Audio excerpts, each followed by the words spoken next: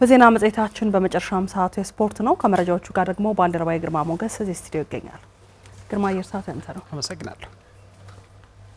አብራችሁን ቆዩ ተመልካቾች። በሀገር ውስጥ መረጃዎች ነው የምንጀምረው። 13ኛ ሳምንት የኢትዮጵያ ፕሪሚየር ሊግ ትላንት በተካሄዱ ሁለት ጨዋታዎች ሲጠናቀቅ ባህር ዳር ከተማ 7ኛ አቻ ውጤቱን አስመዝግቧል።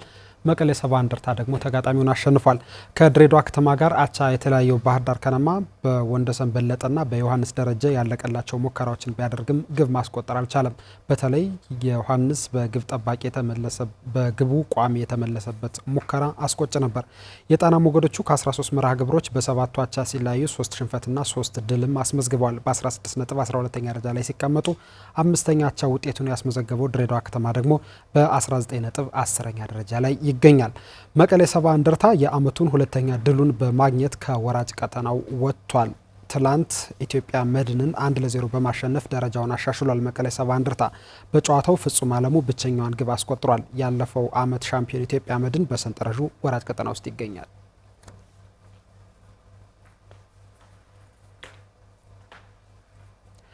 አሰልጣኝ ዮሐንስ ሳህሌ የዋሊያዎቹ አሰልጣኝ በመሆን ትላንት በይፋ ተሾመዋል።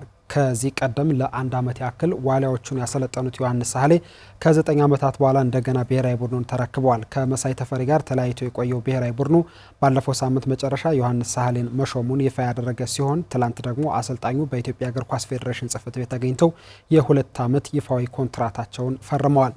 ከ2007 እስከ 2008 ለ370 ቀናት ዋሊያዎቹን ያሰለጠኑት አሰልጣኝ ዮሐንስ ሳህሌ 15 ይፋዊ ጨዋታዎችን አድርገው 4 አሸንፈው በ7 ጨዋታ ተሸንፈዋል።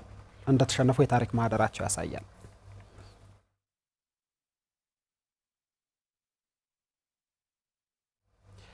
በአሜሪካ ፍሎሪዳ በሚካሄደው የዓለም ሀገር አቋራጭ ሻምፒዮና የሚሳተፈው የኢትዮጵያ ልዑክ ትላንት አሸኛኘት ተደርጎለታል። ለ46ኛ ጊዜ በሚደረገው በዓለም ሀገር አቋራጭ ሻምፒዮና ላለፉት 47 ቀናት ልምምድ ያደረገው የኢትዮጵያ አትሌቲክስ ቡድን ወሳኝ አትሌቶችን በቪዛ ምክንያት ከተሳትፎ ውጭ ቢሆኑበትም ቀሪ አትሌቶችን ወደ ውድድሩ ያቀናሉ። የኢትዮጵያ አትሌቲክስ ፌዴሬሽን ፕሬዝዳንት ኮማንደር ስለሺ ስህን የቪዛ ጉዳይ ፈታኝ እንደነበር በመጥቀስ ወጣት አትሌቶች ቪዛ ባለማግኘታቸው ባልተሟላ ቡድን እንወዳደራለን ሲል አስተያየቱን ሰጥቷል። የልዑካን ቡድኑ መሪ ሳራ ሀሰንም የቪዛ ጉዳይ ፈተና እንደነበር ገልጸው ባሉት አትሌቶች እናሸንፋለን የሚል ሀሳባቸውን ሰጥተዋል። የባህልና ስፖርት ሚኒስቴር የስፖርት ዘርፍ ሚኒስትር ዴኤታ መክዩ መሀመድ በበኩላቸው የስፖርት ትርጉም ማሸነፍ ብቻ ሳይሆን የሀገራችን ገጽታ የምትገነቡበት ስለሆነ ሊሆን ይገባል ብሏል። የአዋቂዎች 10 ኪሎ ሜትር በሁለቱም ጾታዎች በ6 ኪሎ ሜትር ወጣት ሴቶችና በ8 ኪሎ ሜትር ወጣቶች ወንዶች እንዲሁም በድብልቅ ዱላ አቀባበል ኢትዮጵያ የምትሳተፍባቸው የአትሌቲክስ ዘርፎች ናቸው። ውድድሩ የፊታችን ቅዳሜ የሚጀምር ሲሆን የኢትዮጵያ ልዑክ ዛሬ ወደ ቦታው ያቀናል።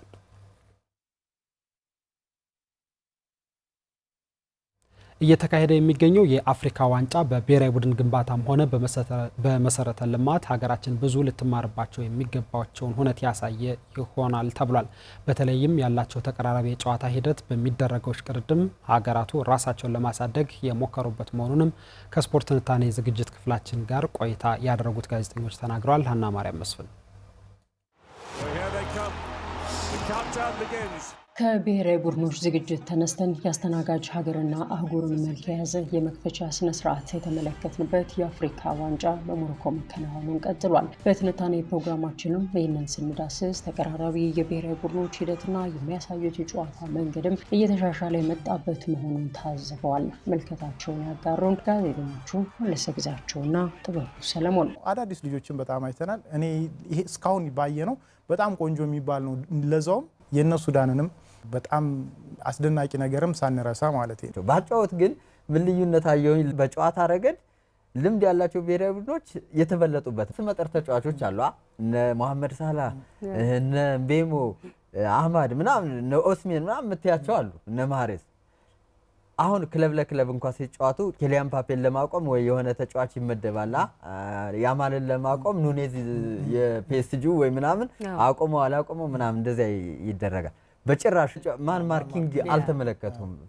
ፍሪ የሆነ ነፃ ኳስ ነበር ስመለከት የነበረውና ያ ደግሞ ለኔ ጥሩ አድርጎልኛል ብዬ ነው የማስበው። እስካሁን በተደረጉ ጨዋታዎች የብሔራዊ ቡድኖችን ስሬት ስንመለከት አንድም ከሜዳ ውጪ ሁለትም ደግሞ በሜዳ ላይ የሰሩት የእግር ኳስ እድገት የአህጉሪቱ እግር ኳስ ለውጥ ላይ እንዳለ ያመላክታል ሲልም ጥበቡ ሰለሞን ያነሳል። ካሁን በፊት የማናውቃቸው ብሔራዊ ቡድኖች እንግዲህ በጣም ደፋር ብሔራዊ ቡድኖችን እያስተዋልን ነው። እዚህ ጎረቤታችን ያሉት እነ ታንዛኒያ፣ ኡጋንዳ፣ ኬንያ፣ ሱዳን በጣም በብዙ ነገር እየቀደሙን እንደሆነ ወይም ደግሞ እየሰሩ እንደሆነ የሚጠቁሙ አይነት ነገሮችን አስተውለናል። የአፍሪካ እግር ኳስ በእርግጠኝነት ከዛሬ ምናምን ዓመት በፊት ከነበረው ከዛሬ 10 ዓመት ከዛሬ 15 ዓመት በፊት ከነበረው በጣም ወደፊት እየተራመደ ያለበት ሁኔታ ነው ያለው። ታዲያ ከመስራችነት ተነስተን አንድ ለእናቱ የአፍሪካ ዋንጫ ባለቤት የሆነው እኛ ምን እንማር? እንዴትስ በብዙ ከራቁን ሀገራት ብቻ ሳይሆን ከጎረቤቶቻችን ሱዳንና ታንዛኒያ መድረስ ለሚለውም የመፍትሄ ሀሳቦችን አንስተዋል። ጊዜ ሰጠን ብሔራዊ ቡድኖችንም አዋቅረን በተለይ በየክልሎች ሰፋፊ አካዳሚዎችን ከፍተን መስራት ብንችልና የሚያኮራ ብሔራዊ ቡድን በረጅም ጊዜ ብንገነባ ጥሩ ነው እንጂ ይሄ ቶሎ ማዘጋጀት ምናምን ብለው እኛ ብዙ የሚያኮራ ታሪክ አለን። መስርተናል። ዋንጫውን እኮ በልተናል። አፍሪካ ዋንጫ ከተነሳ ስማችን መነሳቱ አይቀርም።